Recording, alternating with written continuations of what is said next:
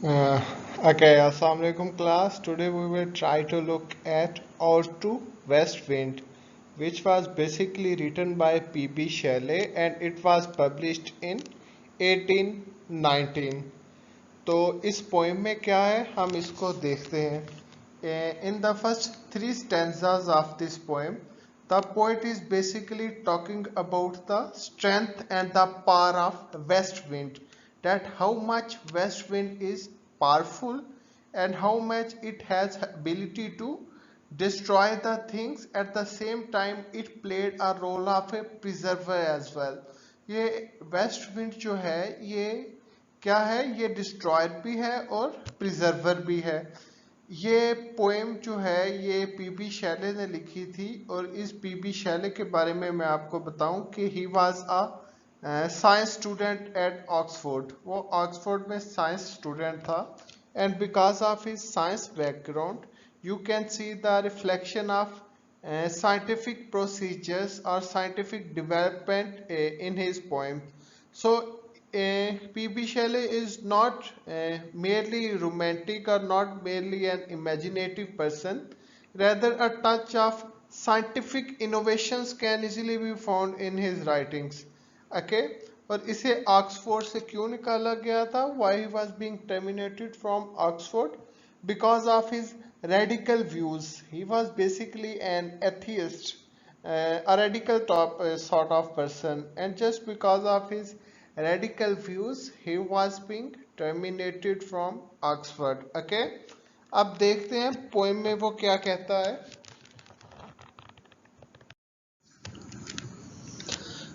Okay, first stanza देखें. ये poem क्या है, ये बेसिकली रिफॉर्म्स की बात कर रही है. रिफॉर्म्स क्या कि पुराने जो है वो जाए और नए आ जाए, पुराने पत्ते बिखर जाएं और नए दरख्त उग जाएं. सिमिलरली पुराने लोग इस सिस्टम से निकल जाएं और नए लोग इस सिस्टम में आ जाएं. पीबी शैले को आप रेवोल्यूशनरी पोइट भी कहते हैं क्योंकि ये रेवोल्यूशन की बात करता है. ये ओल्ड सिस्टम जो है उसको उखाड़ के उसको नए सिस्टम के साथ रिप्लेस करने की बात करता है. He basically wants replacement in the system. That's why he is being called as revolutionary poet. Okay, अब what is he saying in this poem? देखें क्या कह रहा है. O wild west wind. West wind को ये क्या कह रहा है, उसको वाइल्ड कह रहा है. और उसे वाइल्ड क्यों कह रहा है? क्योंकि वेस्ट विंड बहुत तेज चलती है. जो मगरिब से चलने वाली हवा है यह वाइल्ड इसलिए है कि ये बहुत तेज चलती है, तेजी से चलती है. इसका प्रेशर इतना ज्यादा होता है कि ये दरख्तों को उखाड़ देती है, पत्तों को उतार देती है और क्या करती है, एक डिस्ट्रॉयर बन के आती है, ये चीजों को तबाह कर देती है. तो इस वजह से वो उसको कहता है ओ वाइल्ड वेस्ट विंड दो ब्रीथ्स ऑफ ऑटम्स बीइंग. दो ब्रीथ कहते हैं सांस लेने को, ऑटम मौसम खिजां के. कहते हैं कि जब वेस्ट विंड चलती है, मगरब की हवा चलती है, तो ऐसे लगता है जैसे कि मौसम खिजां शुरू हो गया है. ये बेसिकली मौसम खिजां के आने की आपको नवीद सुनाती है. It basically tells us about the arrival of autumn. Autumn के अराइवल की ये खबर सुनाती है. कौन? West wind. Thou from whose unseen presence. Unseen presence क्या है? It is basically a paradox. Paradox क्या होता है? Paradoxical statement is usually called as a statement जहां पे दो अपोजिट या कॉन्ट्राडिक्टरी वर्ड्स या फ्रेजेस होते हैं. अनसीन जिसे दिखाई ना दे या जिसे आप देख ना सकें, और प्रेजेंस मौजूदगी, मतलब नजर भी नहीं आती और मौजूद भी है. तो कॉन्ट्राडिक्टरी चीजें हैं, तो इसलिए हम क्या कहेंगे कि ये पैराडॉक्स यूज कर रहे हैं इस सेंटेंस में. दो फ्रॉम हुज अनसीन प्रेजेंस कहता है कि जिसकी नजर ना आने वाली मौजूदगी. द लीव्स डेड क्या करती है? पत्तों को मुर्दा कर देती है. कहता है जब मौसम खजा आता है तो उसकी मौजूदगी के जो कि आपको नजर नहीं आती, आपको उसका अंदाजा किस तरह होता है? जब पत्ते मुरझा जाते हैं। Are driven like ghost from an enchanted flame. Enchant होता है आमिल के अमल से। आमिल जब अमल करता है, इनचेंट करता है, तो उसे क्या कहते हैं? इनचेंट। क्या कहते हैं कि पत्ते कैसे मुर्दा हो जाते हैं, कैसे भाग जाते हैं? जैसे आमिल के अमल से घूस, जन्नात वगैरह भागते हैं, उस तरह वेस्ट विंड के चलने से, मौसम खिजां के आने से पत्ते मुरझा जाते हैं और उड़ जाते हैं, जैसे जन्नात उड़ते हैं आमिल के अमल करने से। ये बात कर रहा है फर्स्ट सेंटेंस में, और टू ऑटम में बता रहा है कि जब मौसम खिजां आता है तो क्या होता है? पत्ते बिल्कुल उसी तरह मुरझा जाते हैं जैसे कि आमिल के अमल से जन्नात भागते हैं या उड़ जाते हैं। इसी तरह पत्ते भी डेड होके दरख्तों से झड़ जाते हैं। वैसे तो पत्तों का कलर जो होता है, the colours of leave is basically red, but poet is calling them yellow, black, pale and hectic red. Why is this so? Because when the on the arrival of autumn क्या होता है? जो आपके सब्ज पत्ते हैं, these are ultimately turned towards yellow and pale colour. उनका colour तब्दील होकर येलो, ब्लैक और पेल हो जाता है, वो ग्रीन नहीं रहते। और फिर क्या होता है? पहले उनका कलर चेंज होता है, उसके बाद वो दरख्तों से झड़ जाते हैं।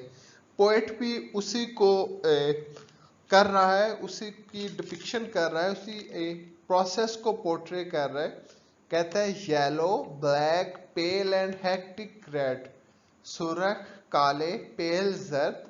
रेड तो सुर्ख को कहते हैं, तो हेक्टिक होता है थका देने वाले सर्द, मतलब मुड़े हुए, मुरझाए हुए सुर्ख रंग के जो पत्ते हैं वो पेस्टिलेंस स्ट्रिकन। पेस्टिलेंस होते हैं, वबा को कहते हैं, वबा ज़दा। पेस्टिलेंस स्ट्रिकन, वबा ज़दा, मल्टीट्यूड्स। क्या कहता है? कहता है कि जो पीले, काले, जर्द और सुर्ख रंग के पत्ते, ऐसा लगता है जैसा कि वो वबा ज़दा हो, उनको वबा ने जकड़ लिया हो। पेस्टिलेंस स्ट्रिकन मल्टीट्यूड्स, वबा ने उनको जकड़ लिया हो। Oh, the who chariotest to their dark wintry bed. Chariotest basically old English है, इसको बग्गी को कहते हैं ओल्ड इंग्लिश में चैरियोटेस्ट। कहता है हु चैरियोटेस्ट, जो बग्गी में एक बैठा के, to their dark wintry bed, अपने स्याह बिस्तर के ऊपर। अब देखें क्या होता है कि जब खजां की हवाएं चलती हैं तो क्या होता है? दरख्तों के जो सारे पत्ते हैं, उन्होंने दरख्तों के पत्ते क्या है, दरख्तों से झड़ के जमीन पे एक बेड सा बना लेते हैं। जमीन पे उनकी एक लेयर बन जाती है कि आपको दरख्तों के पत्ते सारे जमीन पे गिरे हुए देख के ऐसा लगता है जैसे इन्होंने अपना एक बेड बनाया है। तो आटम क्या करती है? वो उसे एक बग्गी की तरह चलाती है, खिजां की हवा। जब वेस्ट विंड चलती है तो क्या है? लाइक अ चैरियोटेस्ट, एक बग्गी की तरह वो उन पत्तों को चलाती है जो जिन्होंने अपना बेड बनाया हुआ है। चलाती कैसे है?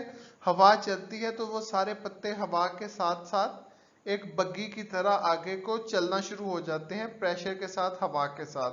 पीबी शैले के बारे में मैं आपको थोड़ा सा और बताया था लास्ट लेक्चर में भी, मैं रिपीट कर देता हूँ, आप कोट कर दीजिएगा इस इंसिडेंट को भी, कि he is also poet of nature. Nature का पोएट है। तो जस्ट 30 ईयर्स वो जिंदा रहा था, और सेम लाइक कीट्स, कीट्स शायद 27 रहा था, ये 30 साल की उम्र में इसकी डेथ हो गई थी। और इसकी डेथ कैसे हुई थी? ये अपने 3 दोस्तों के साथ कश्ती में जा रहा था और समुद्री तूफान आया और कश्ती उल्ट गई, और एज अ रिजल्ट इसकी डेथ हो गई। तो ये उसकी डेथ का प्रोसेस था, और उसकी डेथ जो है वो भी नेचर के रिएक्शन की वजह से हुई। Nature ultimately become as a killer of PB Shelley. Nature ने इसको किल करने का एक रीजन बना। समुद्री तूफान जो है, that is the part of nature. The winged seeds where they lie cold and low. Wing होते हैं परों वाले, सीड्स बीज, वेयर दे लाई वो पड़े रहते हैं, कोल्ड ठंडे, एंड लो नीचे। कहता है कि जब जो वेस्ट विंड है वो चलती है तो जो बीज है वो परों की तरह ऐसे लगता है कि जैसे अपने परों पर उड़कर वो नीचे जमीन पर गिर जाते हैं। Each like a corpse within grave, ये देखे कहता है डेथ की बात कर रहा है, ग्रेव कब्र की बात कर रहा है। कहते हैं ऐसे लगता है जैसे ईच लाइक ए कॉप्स, जैसे वो अपनी कब्र में है, जैसे वो अपनी कब्र में नीचे अपनी कब्र में मौजूद है। कहते हैं वेस्ट विंड में बीज जमीन में ऐसे गिरते हैं, जमीन के नीचे ऐसे गिरते हैं जैसे कि वो अपनी कब्र के अंदर हों। अनटिल, और तब तक वहां हों। दाइन अज्योर सिस्टर, अज्योर सिस्टर नीली बहन, ऑफ द स्प्रिंग बहार की, शेल बिलो वो उन्हें उगा ना दे। कहते हैं वो जो बीज है वो तब तक जमीन में नीचे सोया रहता है, जमीन में पड़ा रहता है, जब तक कि आगे जो स्प्रिंग का सीजन है वो उन्हें एक पौधे की फॉर्म में बाहर ना निकाल दे, वो उसे बीज को पौधे में तब्दील ना कर दे आगे स्प्रिंग का सीजन, तब तक वो बीज एक कब्र में नीचे जमीन के अंदर सोए रहते हैं। किसकी बात कर रहा है ये? वेस्ट विंड की बात कर रहा है कि वेस्ट विंड के चलने से जमीन पर बीज गिरते हैं और वो जमीन के अंदर बीज एक कब्र में जैसे इंसान लेटता है वैसे ही बीज जमीन के अंदर पड़े रहते हैं जब तक के मौसम बहार जो है वो उनको बाहर ना निकाल दे, दरख्त की फॉर्म में उनको बाहर ना निकाल दे, तब तक वो वहीं पे रहते हैं। हर क्लेरियन ओवर द ड्रीमिंग अर्थ, क्या कहता है? हर क्लेरियन, उसके जो सुर हैं, उसके जो राग हैं, ओवर द ड्रीमिंग अर्थ, इस ख्वाबगा जमीन के ऊपर, इस ड्रीमिंग जमीन के ऊपर। एंड फिल, वो क्या करती है? फिल करती है, उसके जो सुर हैं वो क्या करते हैं? इस जमीन को भर देते हैं। किसके साथ? ड्राइविंग स्वीट बर्ड्स, स्वीट खुशनुमा बर्ड्स कहते हैं कोंपलों को। Like flocks to feed in air, कहते हैं इसके जो सुर हैं, जो वेस्ट विंड जब चलती है तो ये क्या करती है? जमीन को खुशनुमा कोंपलों के साथ भर देती है, बिल्कुल वैसे ही जैसे एक फ्लॉक है जो झुंड है, किसी भी जानवरों का जो झुंड है उसे जैसे कि खुराक मुहैया की जाती है, बिल्कुल सेम लाइक दैट, बिल्कुल उसी तरह ये जो वेस्ट विंड है वो एक फीड का काम करती है। Air works as a feed for the birds, कोंपलों के लिए हवा एक खुराक का काम करती है। With living hues and odours and plains and hills, और ये क्या करती है? लिविंग ह्यूज, ये जिंदगी बख्शती है, अडोर्स और खुशबू बख्शती है किसे? प्लेन्स जमीनों को, हमवार इलाकों को, एंड हिल्स और पहाड़ियों को। वाइल्ड स्पिरिट, इसका जो स्पिरिट है ये बड़ी तेजी से चलती है। वाइल्ड स्पिरिट ये बहुत तेजी से चलती है। विच आर्ट मूविंग एवरीवेयर, तो आप इसको हर जगह पे हरकत करते हुए देखते हो। किसकी बात हो रही है? वेस्ट विंड की बात हो रही है कि it has a wild spirit, इसका स्पिरिट बहुत वाइल्ड है। In it works as a destroyer and preserver, destroyer का काम करती है। डिस्ट्रॉयर क्यों? क्योंकि ये पत्तों को क्या करती है? तबाह बर्बाद कर देती है, पत्तों को उनके दरख्तों से उतार के नीचे जमीन में फेंकती है, इसलिए इसको वो डिस्ट्रॉयर कहता है। और प्रिजर्वर क्यों कहता है? क्योंकि ये बीजों को जमीन के अंदर नशोनुमा देती है, बीजों को जमीन के अंदर दबा लेती है। That's why poet is calling the west wind as preserver, इसलिए उसको प्रिजर्वर कह रहा है। It is destroyer and preserver, hear oh hear, सुनो ओ सुनो। अब कीट्स क्या कहता है कि जो वेस्ट विंड है ये डिस्ट्रॉयर है। क्यों?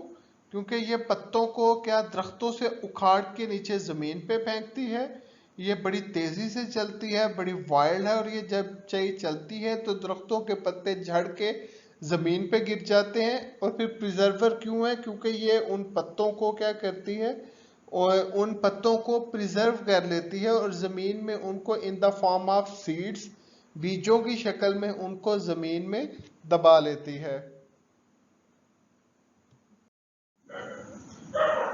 ओके, दो ऑन हुज स्ट्रीम, स्ट्रीम क्या कहते हैं, बहना। कहते हैं thou on whose stream mid the steep skies, कहते हैं कि जब वो स्काई से, आसमान से ज़मीन की तरफ बहती है, वेस्ट विंड जब ऊपर से आसमान से चलती है, हवा चलती है तो क्या करती है, मिड द स्काईज कमोशन, तो ये आसमान को यानी बादलों को अलहदा कर देती है, कमोशन सेपरेट कर देती है, उनको अलहदा कर देती है। कहते हैं वेस्ट विंड चलने से क्या होता है, आसमान पे जो बादल हैं वो अलहदा अलहदा हो जाते हैं, बिखर जाते हैं। Loose clouds like earth decaying, और वो ऐसे क्लाउड्स अलहदा अलहदा होते हैं, बिखरते हैं, लाइक जैसे अर्थ डिकेइंग लीव्स आर शेड, जैसे कि जमीन पे जो तबाह हाल पत्ते हैं वो दरख्तों से झड़ जाते हैं। कहते हैं जब वेस्ट विंड चलती है तो आसमान के बादल ऐसे बिखरते हैं जैसे जमीन पर दरख्तों के जो पत्ते हैं वो अलहदा अलहदा हो जाते हैं, या दरख्तों के पत्ते शाखों से झड़ जाते हैं। Shook from the tangled boughs of heaven and ocean, boughs of heaven and ocean मतलब एक ऐसे दरख्त की वो मिसाल देता है जिसका जो तना है वो ओशन में है, समुद्र में है, और जिसकी शाखें आसमान में है। बिल्कुल उसी तरह जिस तरह एक दरख्त का तना जमीन में हो और उसकी शाखें आसमान में हों, जो बादलों को अलहदा अलहदा कर देती है, बादलों को बखेर देती है। सिमिलरली वेस्ट विंड क्या है, उसके चलने से भी बादल वैसे ही अलहदा अलहदा होते हैं जैसे कि दरख्तों से पत्ते अलहदा होते हैं ऑटम के मौका पर। Angels of rain and lightning there are separate, कहते हैं जैसे लगता है कि जैसे जो एंजल्स हैं बारिशों की और बिजली के चमकने के, देयर आर सेपरेट, वो फैल गए हैं। इसका मतलब ये है कि जब वेस्ट विंड के चलने से बादल बिखर जाते हैं, अलहदा अलहदा हो जाते हैं, तो क्या होता है, on the blue surface of thine airy surge, तो जो आसमान का ब्लू सरफेस है, आसमान की जो नीली सतह है, उससे रेन एंड लाइटनिंग, उससे बारिश शुरू हो जाए और बिजली चमकने लगे। मतलब वेस्ट विंड जब बादलों को अलहदा अलहदा करती है तो वो क्या करती है, वो रेन और लाइटनिंग, बारिशों और बिजली के चमकने को इंडिकेट करती है। Like the bright hair uplifted from the head, जैसे कि सुनहरे बाल सर से जुदा होते हैं, वैसे ही बारिश क्या होती है, आसमान से गिर के जमीन की तरफ आती है, जैसे कि चमकदार बाल सर से गिर के नीचे गिरते हैं। ये इल्यूजन है, रेफरेंस है, ये रेफरेंस दे रहा है बालों के गिरने का, और उसको कंपेयर कर रहा है किसके साथ, बारिश के बरसने के साथ। ऑफसम फायर्स मैनड, मैनड ग्रीक देवताओं को कहते हैं, ये ग्रीक देवी थी। कहते हैं बिल्कुल उसके बालों की तरह, जैसे उसके बाल अपलिफ्टेड हैं, उसके अपलिफ्टेड बालों की तरह क्या करती है, ये बादल भी वैसे ही बरसते हैं, बारिश ऐसे ही बन के बरसते हैं, जैसे कि उसको कंपेयर करता है किसके साथ, मैनड के बालों के साथ, उसके अपलिफ्टेड बालों के साथ। Even from the dim verge, verge कहते हैं किनारे को, कहता है आप उन बादलों को किनारे से देख सकते हैं। Of the horizon to zenith side, कहता है आप उनको हॉरिजन मतलब उनको जमीन से आसमान की बुलंदी तक आप उन बादलों को देख सकते हैं। मतलब जब दरख्त हवाएं चलती हैं, वेस्ट विंड आती है, तो उसके बाद जो बादल आते हैं जिनसे बारिश बरसती है, आप उनको हॉरिजन से लेके ऊपर बुलंदियों तक आप उन बादलों को देख सकते हैं। The locks of the approaching storm दो डायर्स, कहते हैं कि जो स्टॉर्म है, जो आने वाला तूफान है, उसको बताती है। ऐसा लगता है कि जैसे जो आने वाला स्टॉर्म है, अप्रोचिंग स्टॉर्म, जो आने वाला स्टॉर्म है, वो क्या करता है, thou dirge, dirge of the dying year, जैसे कि वो डायर्च होता है मरने का गीत सुनाना, मौत का गीत सुनाना। Thou dirge of the dying year, जैसे कि वो मरने का, साल के जाने का, साल के खत्म होने का शोक कर रहा हो। उसी तरह बादल बरसते हैं, तूफान आता है, तो ऐसे लगता है कि जैसे ये तूफान आने वाला जो पीछे गुजरा हुआ साल है उसका सोग मना रहा हो। Okay, after dying year to which the closing night, क्या कहते हैं आफ्टर डाइंग ईयर, क्या कर लिया हमने, to which this closing night, और इस रात के ढलते ही will be a dome of a vast sepulchre, क्या कहता है vast sepulchre vaulted with all the congregated might, कहता है कि जो सारे बादल हैं ऐसा लगता है कि वो जमीन पर इकट्ठे हो गए हैं और उन्होंने एक डोम नमा गुंबद नमा छत बना लिया है। कहता है ऐसा लगता है कि बारिशों ने बादलों ने जमीन के ऊपर एक गुंबद नुमा छत बना लिया है। किसका? ऑफ वेपर्स, बुखारात का, फ्रॉम हुज सॉलिड एटमॉस्फेयर, जिसकी सॉलिड सतह जो है वो क्या करती है? Black rain fire hail will burst और हियर, जो ब्लैक रेन को, उसके बाद बारिश को, बिजली के चमकने को, कड़कने को क्या करती है? का बायस बनती है। Which cause black rain and the burst of fire, जो बिजली के चमकने का बायस बनती है, जो स्याह बारिश का बायस बनती है। कहता है कि सारे बादलों ने ऊपर एक छत बना लिया है और रात की तारीकी में ऐसा लगता है जैसे कि ब्लैक रेन बरस रही है और उसके साथ बिजली चमक रही है। जैसे बादल जब एक छत बना लेते हैं, एक लेयर बना लेते हैं, डोम बना लेते हैं, तो फिर क्या होता है? आपको उन बादलों का डोम देख के आइडिया हो जाता है कि अब बस अनकरीब बारिश होने वाली है। Same was the case with the scene which is basically drawn by the poet. ये भी वही सीन है जो कि पोएट डिपिक्ट करने की कोशिश कर रहा है कि जब आसमान के ऊपर एक लेयर बन जाती है कि डोम नुमा बादलों की, तो उसके बाद क्या होता है? आधी रात में बिजली चमकने लगती है और स्याह बारिश शुरू हो जाती है। बारिश ब्लैक क्यों होती है? क्योंकि अंधेरे की वजह से, तारीकी की वजह से आपको उसका कलर ब्लैक लगता है, आल्दो वो ब्लैक नहीं होती।